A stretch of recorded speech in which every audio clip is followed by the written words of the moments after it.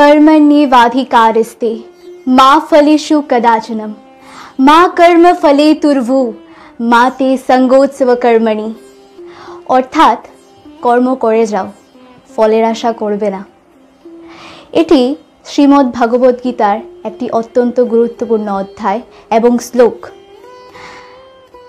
जे काज तुमी करो से काजके तुमी भालोबासो, আর যদি তুমি সেই কাজ নাই ভালোবাসো, তুমি কি এমন ফলাফল আশা করতে পারো যা পরিবর্তনকে আবর্তিত করবে বা অনুপ্রাণিত করবে?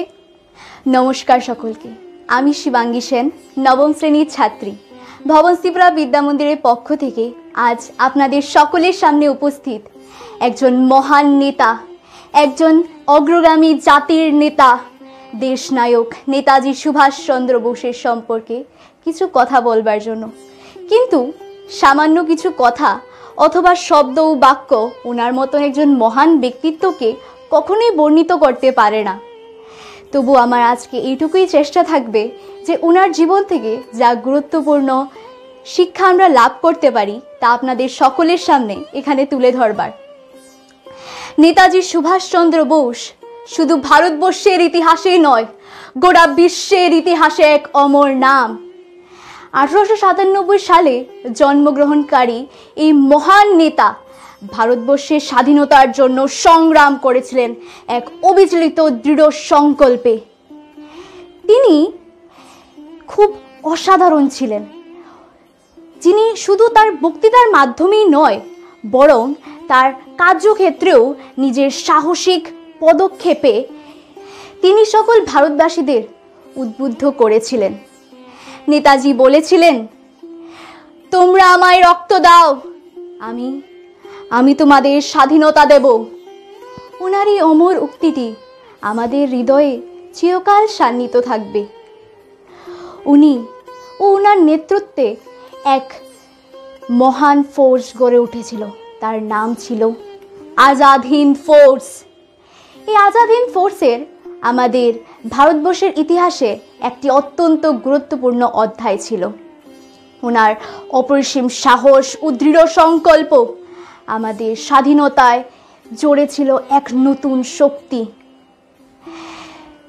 নেতাজি সুভাষচন্দ্র বসুর যদি আমরা ওনার আদর্শ এবং ওনার জীবনে ঘেঁটে দেখি তাহলে আমরা জানতে পারি যে ওনার প্রত্যেকটি আদর্শ ও জীবনীতে রয়েছে একটি দৃষ্টান্তমূলক আত্মবিশ্বাস। তিনি কখনো আত্মসমর্পণ করেননি, বরং ইংরেজদের বিরুদ্ধে তিনি একযোগে ডেকেছিলেন যুদ্ধ। তাছাড়া ওনার এইসব জীবনী এবং আদর্শ থেকে আমরা শিক্ষা লাভ করতে পারি যে স্বাধীনতা কখনো সংগ্রাম ছাড়া অর্জন করা যায় না। উনি ছিলেন একজন শক্তিশালী উদাহরণ যে কোনো বিপদ ও বিপত্তি আমাদের নিজেদের লক্ষ্য থেকে কখনো বিচ্যুত করতে পারে না। ওনার জীবন ও আদর্শ আমাদের জন্য আজও পথ প্রদর্শক। ওনার সততা, নিষ্ঠা ও দেশের প্রতি যে সমর্পণ তা আমাদের হৃদয়ে চিরকাল শান্বিত থাকবে। শেষে আমি বলতে চাই যে নেতাজি সুভাষচন্দ্র বসু আমাদের শিখিয়েছেন একতা, সংগ্রাম ও দেশের প্রতি প্রেম।